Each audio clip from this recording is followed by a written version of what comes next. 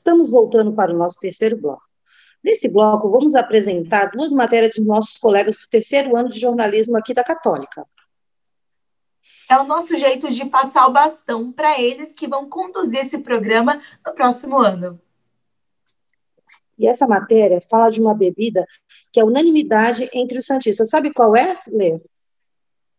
Lu, eu acho que é o café. Isso mesmo, Lê, café. E essa matéria da repórter Isabela Vaz fala justamente da bebida preferida entre os santistas. Vamos conferir?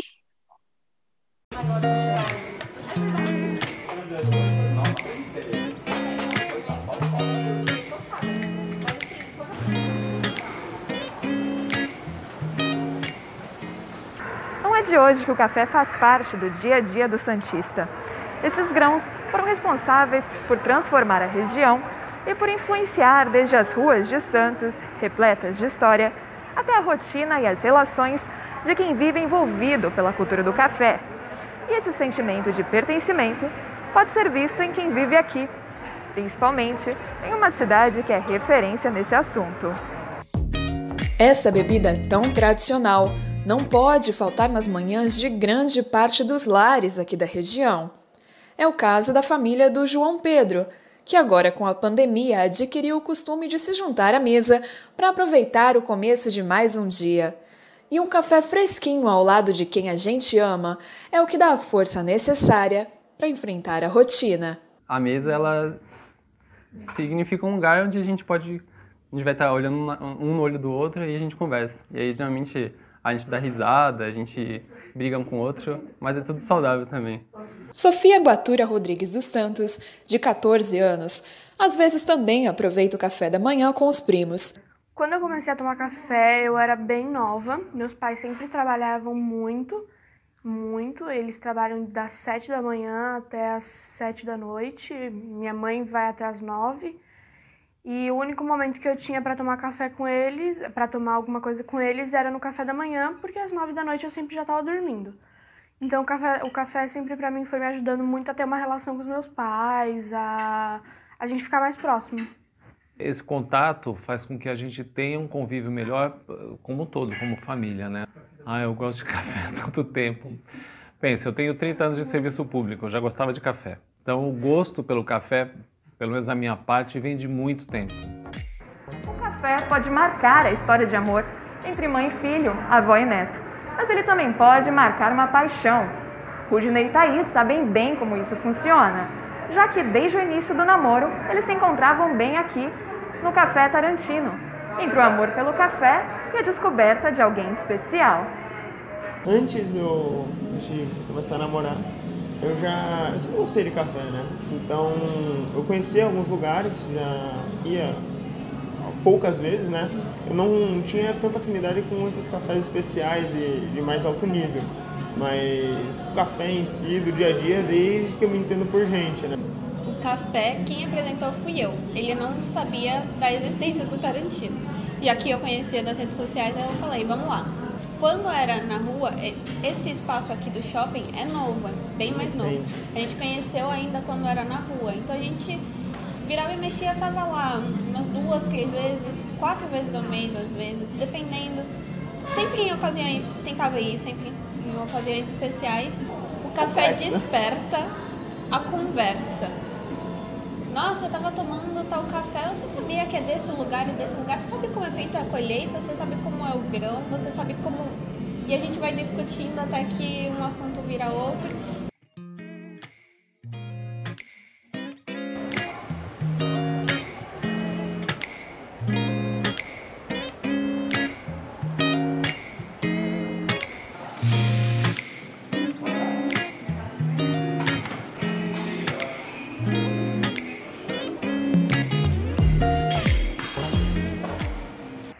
Transformar completamente o cotidiano das pessoas, o café ajudou a mudar e muito a cidade de Santos.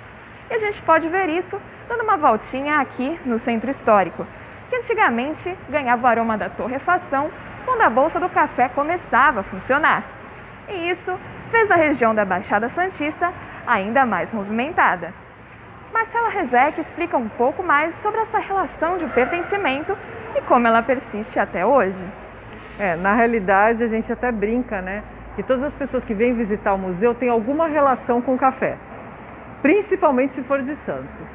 Então, a história das próprias famílias santistas está muito ligada à relação de trabalho no café, né?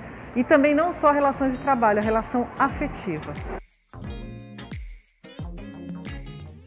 O bibliotecário Márcio Vasques, de 41 anos, começou a sua paixão pelo café há 22 anos, quando viajou a trabalho para a Itália e conheceu o verdadeiro café expresso. Mais tarde, ele viajou novamente com sua esposa e teve a oportunidade de experimentar cafés de toda a parte do mundo. Esse amor só cresceu e o levou a se especializar, fazendo cursos e procurando aqui no Brasil lugares onde o café também é muito especial. Bom, o que eu conhecia sobre o café era uma imagem muito em preto e branco, e a partir de uma viagem em que a gente foi convidado pelo dono de uma cafeteria a experimentar 20 e poucos tipos de café diferentes, essa fotografia em preto e branco virou um filme em cores. Sentimentalmente, o café me traz lembranças de almoço em família, principalmente também na fase adulta, né, quando eu e a minha irmã, que já éramos casados e tinham saído de casa, voltávamos para almoçar com a nossa mãe. É interessante ver como o café teve influência no crescimento de uma cidade como Santos. Mas é ainda mais interessante ver como a gente consegue, por meio dele, manter mais forte os laços de amor com as pessoas e com os lugares especiais que fazem parte do nosso dia a dia. Nosso café, patrimônio da terra de um jeito intenso, às vezes expresso, às vezes longo ou curto e matinal. Um companheiro de sabores para criar momentos eternos. A matéria que fecha o nosso programa também é do terceiro ano e tem tudo a ver com a Baixada Santista. Isso porque reúne dois grupos que juntam o esporte com uma atividade consciente de recolher o lixo que invade as praias da região. Vamos conferir um pouco mais sobre esse trabalho na reportagem da Lilian Rabelo.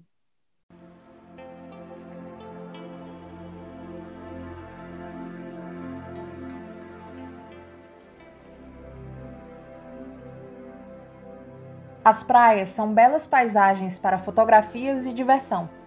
Mas o que acontece quando esse cenário é substituído por lixo? A poluição ocupa parte das areias litorâneas e durante a pandemia, o isolamento social contribuiu para que o oceano reagisse positivamente. O meio ambiente agradeceu o tempo para a recuperação. Entretanto, a atividade humana volta ao local. Os banhistas e comerciantes retornam e assim regressam também os grupos que realizam limpeza e ação de conscientização nas praias. Um trabalho que a gente faz é muito mais demonstrativo, né?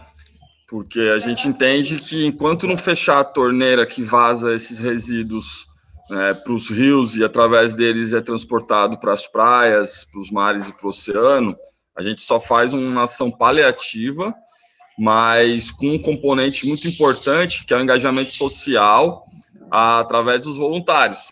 A Marinha estima que são despejados nos oceanos cerca de 25 milhões de toneladas de resíduos sólidos anualmente, o que equivale a um caminhão de lixo cheio por minuto. O problema é sério, e diante desse cenário surgem grupos que unem a preservação ambiental com a paixão pelo esporte. É o caso da Canoa Brasil e EcoSurf. A Canoa Brasil é sediada em Santos, atuando há mais de 20 anos no segmento das guardarias e atividades com canoas havaianas, caiaques e SUPs. Quando você está remando, é a situação mais próxima, tudo que você pode ver. Então, tudo passa muito mais lento. Então, você consegue ver detalhes, até a tartaruga que subiu, até aquele cardume de peixe, até aquela rajada de vento que está chegando próximo, quer dizer, tudo isso você consegue ver. Então, é fato, digo isso com muita propriedade, a quantidade de lixo é uma coisa absurda, o que eu tenho visto. Triste ver, é triste. Eu não sei o que aconteceu, parece que as pessoas esqueceram, parece que agora todo mundo quer usufruir de tudo de qualquer maneira, de uma maneira desenfreada e sem nenhuma consciência. Realmente é uma situação muito triste que a gente tem visto. Já o EcoSurf, além de atuar no litoral brasileiro, possui porta-vozes na Europa e no norte da África. O Instituto foi criado em 2000 e utiliza o surf como ferramenta de transformação por meio de ações de conscientização sobre a importância dos oceanos. Para as ações de limpeza de praia, que é um dos eixos de trabalho que a gente tem, essas ações de despoluição, a gente criou um processo muito interessante, né? Não é mais simplesmente vamos ali limpar a praia. A pessoa recolhe o lixo da areia dentro de um período de tempo estipulado. Geralmente as ações duram entre 60 e 90 minutos, para não sacrificar também os voluntários no sol, enfim, tem tudo isso que a gente tem que levar em consideração. E após a recuperação do resíduo, né, recolher o resíduo da areia, a gente faz a triagem. E aí é a hora que choca, né? Porque uma coisa é você estar com o seu saco ou o seu balde fazendo a limpeza ali da praia, e você encontra sachê de condimentos como ketchup, mostarda, canudos, tampas, né, filtros de cigarro, aos montes. Estes grupos utilizam o esporte para movimentar pessoas, realizando mutirões para coleta de resíduos, mobilizando e articulando voluntários e grupos para intervir ativamente na proteção das praias, ondas, rios e oceanos. Os institutos realizam atividades regularmente. A quantidade de lixo retirada em sacos plásticos e até mesmo caminhões é surpreendente. Os voluntários precisam até ajudar animais que confundiram os resíduos com comida. Eu já resgatei dezenas e dezenas de tartarugas que estavam com plástico engasgado na garganta, quer dizer, você resgata, você às vezes consegue tirar, às vezes você tem que levar aqui para o aquário. Eu acho que eu e grande maioria dos remadores não consegue ver aquilo e deixar passar. Né? Você vê, você está remando, vê um saco, você pega e recolhe, coloca dentro da cabine, coloca dentro do caiaque e leva. Ao final do dia, todos agradecem. Atletas, animais, praias e, claro, o meio ambiente. Quem sabe, em algum momento, o mar possa ser um local seguro e tranquilo para todas as espécies.